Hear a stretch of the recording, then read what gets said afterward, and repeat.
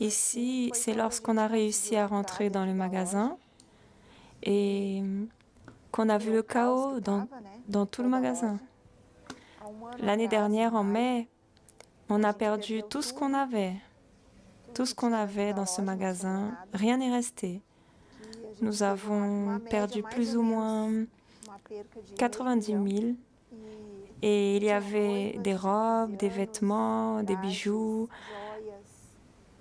tout le matériel que nous avions, comme les bijoux, les sacs, les chaussures, on a tout perdu, il ne restait rien.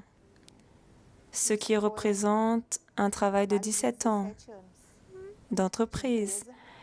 Et nous avons tout perdu en un seul jour.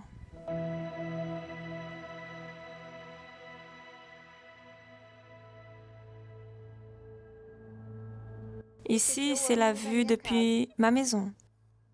D'en haut, du toit, vous pouvez voir la quantité d'eau. Ici, c'est devant mon magasin, à l'entrée de la maison. Le réfrigérateur qui était dans la cuisine a été déplacé dans le salon. Le canapé qui était dans le salon s'est retrouvé dans la salle à manger. Là, le peu de choses qu'on avait, des meubles, des vêtements, tout ce qu'on avait dans la maison, on a dû jeter parce que rien n'a pu être sauvé. Et comme si cela ne suffisait pas, notre maison, notre entreprise qui ont été détruites par l'inondation, notre église aussi. Et c'est ce qui m'a fait le plus mal parce que je me souviens de la première fois où j'ai réussi à mettre mes pieds à l'intérieur de notre église. J'ai vu la maison, c'est la maison de mon Père, de notre Dieu, complètement détruite.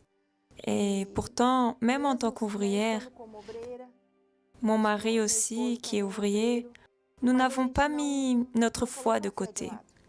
J'ai préparé la Sainte Seine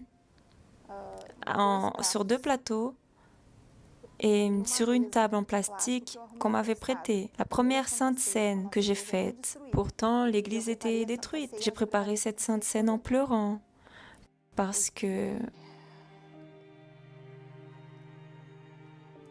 ça m'a fait mal.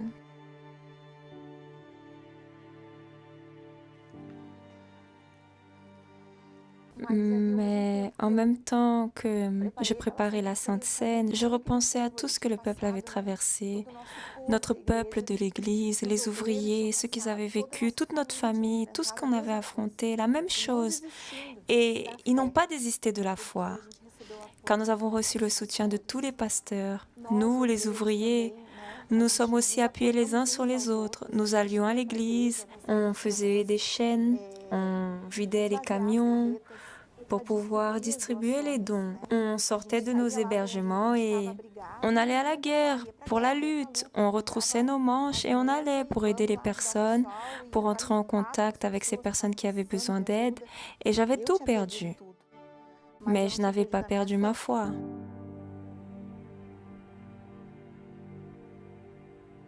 Et face à tout ce chaos de l'inondation que nous avons affronté, à travers des examens de routine, j'ai eu un diagnostic, cancer du sein. Et à travers une biopsie, ils ont constaté que c'était un carcinome, infiltrant, agressif, et ils l'ont découvert en août. C'était 2 tumeurs. Et en octobre, il y en avait 4 dans le même sein. Et à travers la chimiothérapie, qu'est-ce qui s'est passé? J'ai perdu tous mes cheveux. J'ai perdu tous mes cheveux.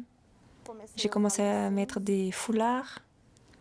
Et même à travers ça, ma foi était toujours active. J'aurais pu manquer des jours à l'église, mais j'étais là. J'étais faible, je sortais des chimios faibles. Je me sentais très mal parfois, mais je prenais un petit café, un thé, et j'allais à l'église pour faire ma chaîne de prière. La douleur était très intense, elle ne passait pas. Et parfois, hébergée chez ma belle-sœur, je mettais mes genoux à terre et j'allais dans la chambre pour clamer. Je clamais pour la justice, je clamais pour la justice de Dieu, je clamais pour la force. J'ai posé mes mains sur la Bible et j'ai dit, Jésus, tu es mon juge, tu es mon avocat. Toi, tu es ma force, tu es mon médicament, tu es mon médecin. Alors, parce que je suis fidèle à toi et je traverse cette injustice, que le Seigneur honore ma foi. et que tu restaures tout ce qui a été perdu. Et la campagne est arrivée. Et là, c'était tout ou rien, ou tout ou rien. Et je me souviens que mes affaires étaient dans des cabas, dans des cartons, et j'aurais pu baisser les bras et me dire non, je ne vais pas monter sur l'autel. Mais j'affrontais une injustice très grande. Alors j'ai engendré mon sacrifice, je suis montée sur l'autel et là j'ai clamé pour la justice de Dieu. Je suis montée en étant victime d'injustice et lorsque je suis descendue de l'autel, j'ai clamé la justice de Dieu. C'est écrit dans ta parole que tout ce que nous demandons en ton nom, tu nous le donnes. Et j'ai demandé la justice et la justice est venue.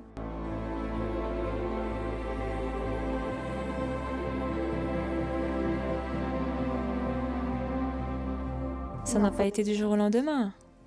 Et là, on a mis la main à la pâte, pasteur. Lorsque on a dû réouvrir le magasin, mes machines, toutes mes machines étaient détruites. Alors, j'ai réparé ces machines et j'ai travaillé. J'ai dit à mon mari, on va ouvrir les portes, on va lutter, on va travailler. Et on a recommencé à travers les réseaux sociaux. On a averti nos clients qu'on était de retour et des clients de loin, de villes différentes. Et j'avoue que je ne m'y attendais pas, mais Dieu a agi. Il a travaillé pour moi. Il a envoyé des personnes de loin. Notre maison a été restaurée, les meubles sont arrivés, mon magasin a été réformé et j'ai reçu plus de 40 robes de mariée d'une styliste de Sao Paulo. Elle m'a trouvée et elle a demandé de les déposer dans mon magasin. Je ne connaissais pas cette personne. Je ne sais même pas qui sont ces personnes, mais je sais qu'elles ont envoyé cela jusqu'à mon magasin. Et Dieu a tout restitué en 6 mois, tout ce qu'on avait perdu.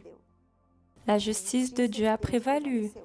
Alors, je dis qu'aujourd'hui, la gloire de la deuxième maison est plus grande et meilleure que celle de la première. Parce que ce que j'ai aujourd'hui dans mon magasin, je ne l'avais pas avant. Et la main de Dieu est visible.